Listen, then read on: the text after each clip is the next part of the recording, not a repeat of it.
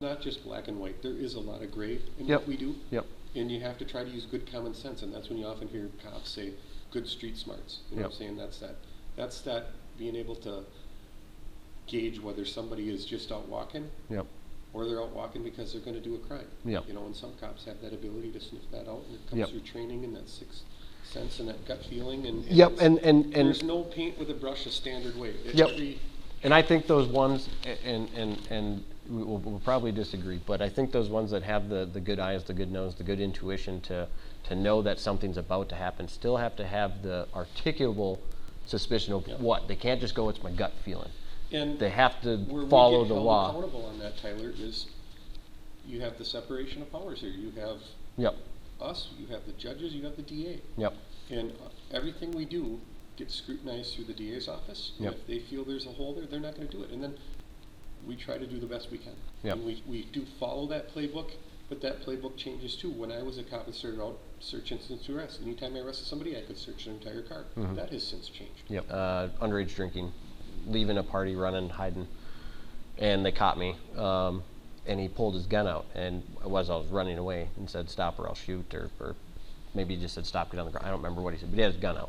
And when he got on my back, I felt it, and so I was very upset. And I said, "Why would you pull your gun out on somebody running away from you?" You know.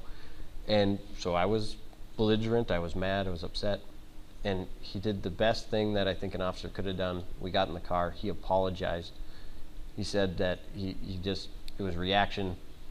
He shouldn't have done it. He admitted to it, and that's all it is, you know. Yep. I mean, yeah, you got an 18-year-old kid running away from you. All I've done was drink 4 beers. Lesson there, Tyler, too, is don't run from the cops. You know Well, what I'm saying? Yep, I You'll know. never see that side of law enforcement if you simply. Yep. Because the end result was the same. You got a ticket for underage drinking, I Yep. would suspect. Yep. You know? Yep. And so you know. there's the easy way and the hard way. The easy way is always the better way. And so those are, you know, I'm not anti-cop at all. I think police serve a purpose, a very important purpose. I'm anti-bad cop, and I just want the good cops that are working to out their own, you know.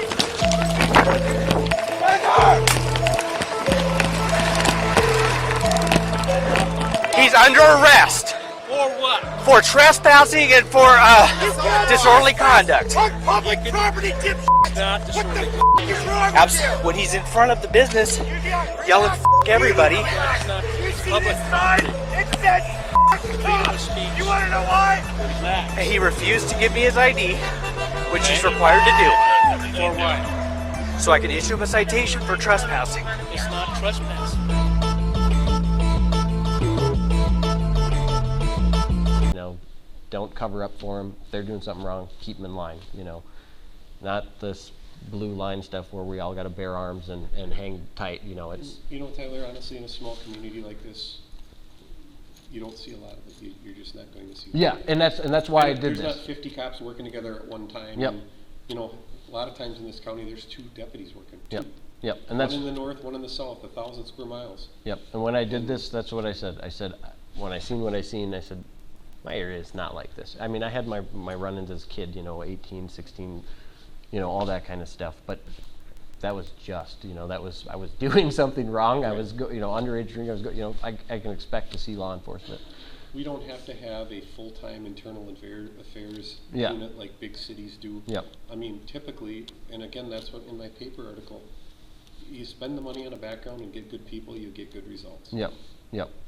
And yeah, that's all it was, is just to verify, you know, and to just look stuff up. And you know, I'm sure people don't like it. A lot of the officers probably don't like it, but my goal is to publish whatever the misconduct is I find. You know, it's not an attack personally against them. I don't know 90% of the officers, more than 90% of the officers that work here. I don't have a vendetta against any individual, you know. So if they get mad about it, you know, I can understand they don't want their stuff out there, but it's just like any of us citizens that do something wrong, our stuff's out there, everybody can see it. I just feel that as a people, we should have a say in what goes on as well, you know. So like I said, you just started, so you haven't you're just getting your feet wet.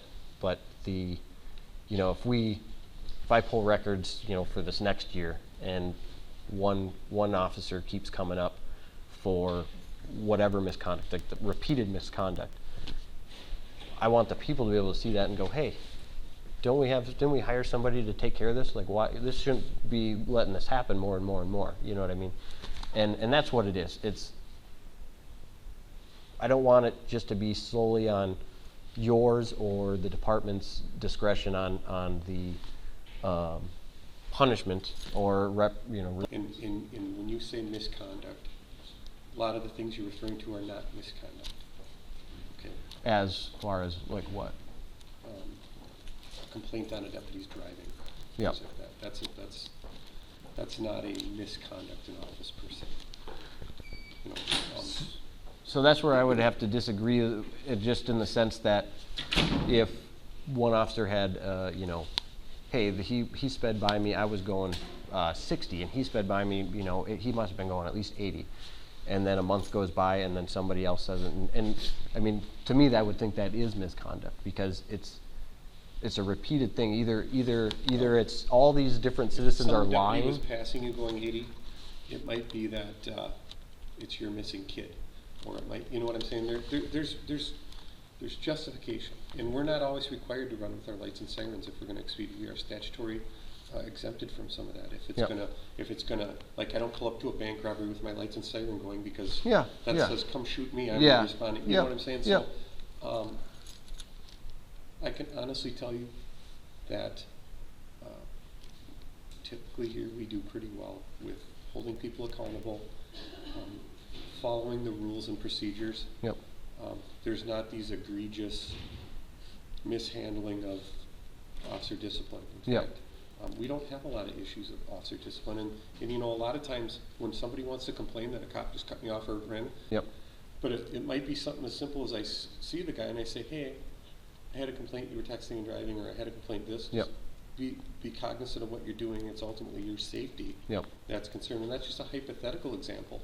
But so when you throw out there misconduct, well, misconduct, in my opinion, is the things that are, potential for criminal behavior by an officer. If an officer was something that elevated to the level of a crime, that's what I deem misconduct. I would say there's behaviors that are correctable with law enforcement, and we work to correct some of those behaviors. But just say that's misconduct, I don't always agree with that terminology. We might just be arguing over some words. But my definition of misconduct means I've got some bad apples that need an outside agency to come in and take this to the next level. And we've had some isolated incidents over the years of that. And have resulted in employee terminations and things like that. But honestly, I think we do a pretty good job. And if you're going to go out and drive 30,000 miles a year in road conditions like we've had today, with the radio talking, a computer screen in your car, and then add stress of what we deal with, there's a lot of room for errors. And when we make a mistake, I don't always think that's misconduct. We're human, you made a mistake. Yeah, exactly. My point would be repeated same mistake. That would be my issue. There's a procedure, it's called progressive discipline. And again, those 7 tests for justice. I'll look that up. Look into all that. One more quick one is, if you could give me an example, what would result in a unpaid suspension? What kind of behavior would an officer do that would result in that? Have there been any unpaid suspensions for anything you can remember that you could use as an example? I'm not going to talk specific, but I'm going to talk generally. Okay.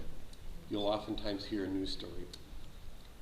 This officer was involved in this shooting over here, and he is now on administrative paid leave. Okay, that means you're not on the job, but you're getting a paycheck because we're looking into what happened. That's the purpose for that. But as in like a suspension of an action of misconduct or whatever the terminology would be, that would there be anything that would bring them to the level of an unpaid suspension while something is getting looked into? Okay, I'm sorry, an unpaid. Did you unpaid. ask me first? Okay, I misunderstood you. So that is part of discipline. There's things such as a verbal reprimand, a written reprimand, and then a suspension. And again, it could be 1 day, it could be 30 days. Yep. And if you look at all procedures for handling police disciplines, that's how it's handled. That's what progressive discipline is. Okay. So nothing that would stick out that would be like, this action would be an automatic unpaid suspension. There's nothing like. Well, there's all kinds of things we could hypothetical. I mean, there's all kinds of circumstances that could put somebody at that. Because it just, That's typically the it's finality. rare to hear of. That's why I'm asking. It's rare to hear of an unpaid suspension. You hear it once in a great while, but it's rare. It's always paid suspension, paid leave.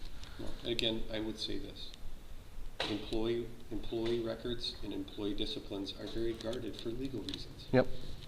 And there's a reason why it's not on the front page of every paper, because who would do this job if you were scrutinized to that level? Yeah, and I don't think the scrutiny should fall on the shoulders of all the officers. Like I said, I believe there's plenty of good ones, but I believe there's also bad ones. And I think those are the ones that need the scrutiny, so the people are aware of what's going on, so they have a voice. Because I think in my own case, I've been blind to it.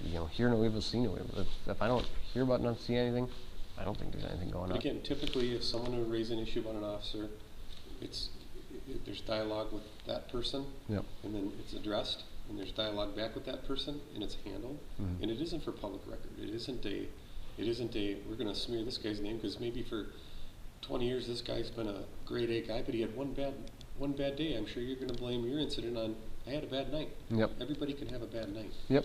And it doesn't always get national attention. Yep. And I guess I'm not looking for you guys to broadcast discipline. Well, we have rules we have to follow. Yeah, exactly. We're guided by legal counsel. Exactly. And so there's the statutes and everything, the open records laws, and to get these records, and they are obtainable so long as the officer doesn't file an injunction to have them sealed. But if I was to go up there and get it, it would be really great to see that transparency as unfold. Hey, Tyler made this request on January 12th, and here we are on February 12th, a month later, and here it is. Not 6 months later, I'm not going to talk to you for 3 months, and then I'll call you, and then, oh yeah, we got sidetracked, forgot about that. No, the law says, we're practicable without delay, and so that's why I was a little jaded. I feel like I've been delayed on a few things where I think it's just because of what I'm requesting, and it shouldn't be that way. It should be open, it should be transparent. I understand people don't want it seen, they don't, it's not something that, if I was an officer, I wouldn't want it Well, there's seen. certain You know things what I that mean? entitle them to their privacy. Yep. And so, their right is to, file that injunction to keep it sealed. And I know the requests I've made are big, and so I understand that. But I'm hoping in the future it'll be a lot less. It'll be, hey, I just need this. Like, I'm gonna try and find out.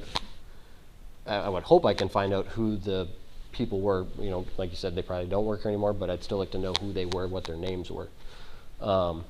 And because maybe they went to another department, and if they did, I'll go to that department and say, hey, this happened to me back on this date.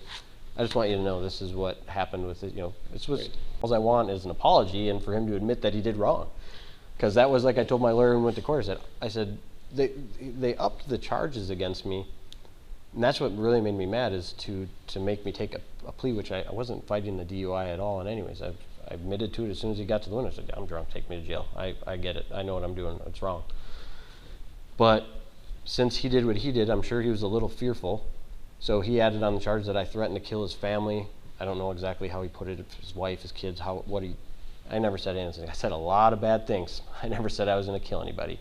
The lawyer's like, well, we got to get out of this one. I said, yeah, we're fighting that one. I'll take a lie detector test and say I told him I did this and I did that. I never said that at all. I'll take a lie detector test, give him a lie detector test, ask him if he beat me up in the back seat while I was handcuffed. Well, that's inadmissible. Of course it is. When I want the truth, it's inadmissible. Law enforcement's a unique profession. That's why there's statutory protections for law enforcement. Yep. There's a Bill of Rights for law enforcement officers. Because if we were subjected to, well, I'm ticked off because I got arrested, and there wasn't any protections there for officers. Yep. every day you'd fire a new, you Yeah. you know what I'm saying? Yep.